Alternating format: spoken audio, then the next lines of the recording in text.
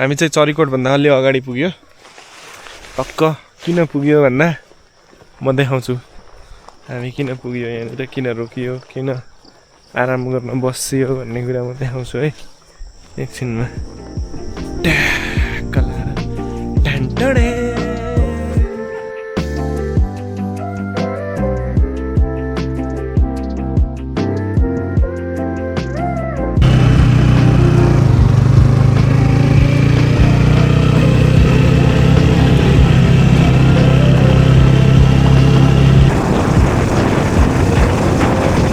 हामी गइरहेछौँ अहिले Sailung eco village resort बाटोमा एउटा मान्छेलाई सोद्धा 5-6 किलोमिटर मात्रै बाँकी छ अब भन्नुभएको थियो अहिलेसम्मको बाटो चाहिँ एकदम एडभेन्चरस रमाइलो होइन पानी पनि खाइयो आज त रेन वाटर थुप्रै भएको यो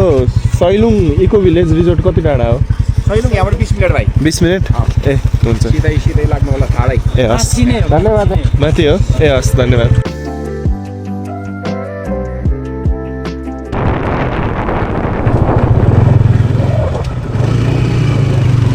फेरि कच्ची रोड आयो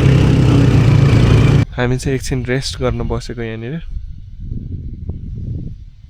चराचुरुङ्गीको आवाज मस्त आइरहेछ यो चाहिँ कसको खेत रहेछ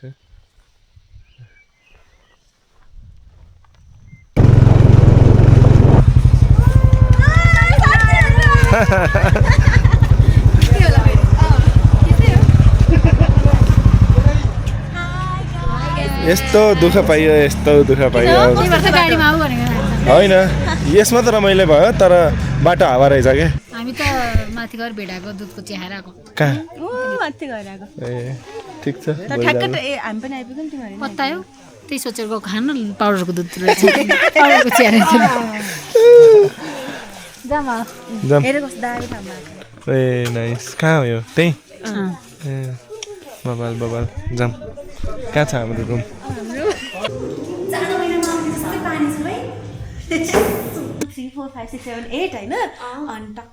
यो कृष्णको भक्त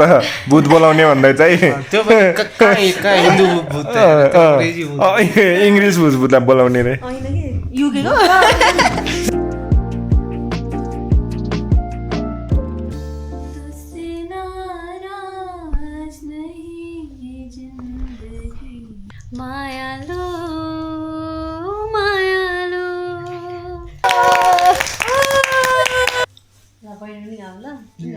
हामी नै आउँछौँ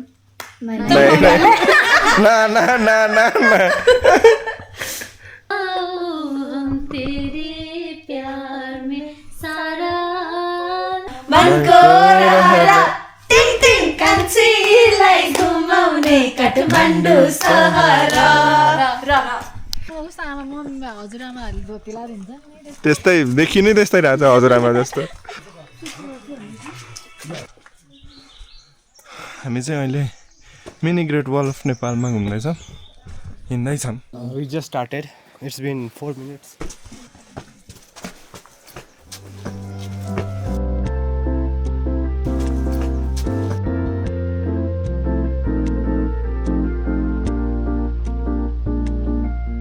के लाग्यो भने यहाँ बस्ने ठाउँ पनि छ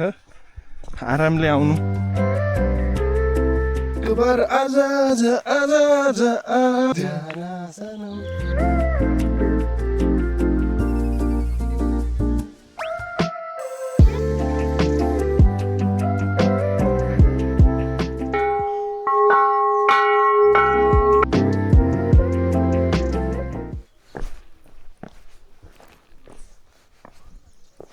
यो सबै बनाएर त हात दुख्यो यार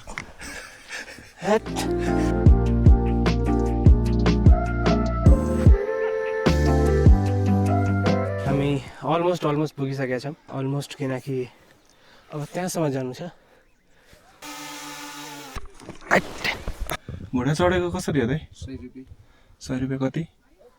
चढेको मात्रै कति टाइम टिकटक बनाउन कति टाइम लगभग 5-10 minute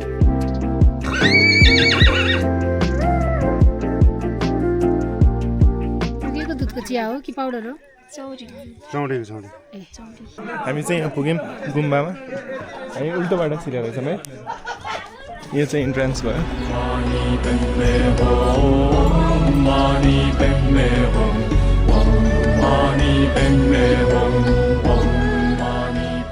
as you can C अलि वेदरले साथ दिएन तर जस्तो भयो नि ठिक छ वेदरले साथ दिएको भए धेरै रमाइलो हुन्थ्यो धेरै रमाइलो हुन्थ्यो घोडासोडा चढ्ने विचार थियो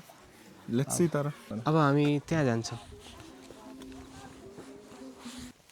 हामी गइरहेछौँ अब Sailung view tower let's see view टावरबाट के देखिन्छ यस्तो हुसुमा त खासै केही देखिँदैन होला तैपनि वी आर होपफुल जे देखियोस् राम्रै देखियोस् केही छैन हुसु लागेर केही देखेको छैन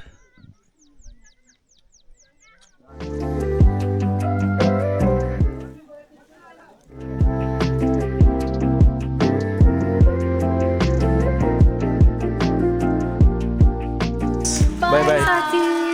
बाई बाई राम्रोसँग जाऊ बाटोमा नराउनु लिनु धेरै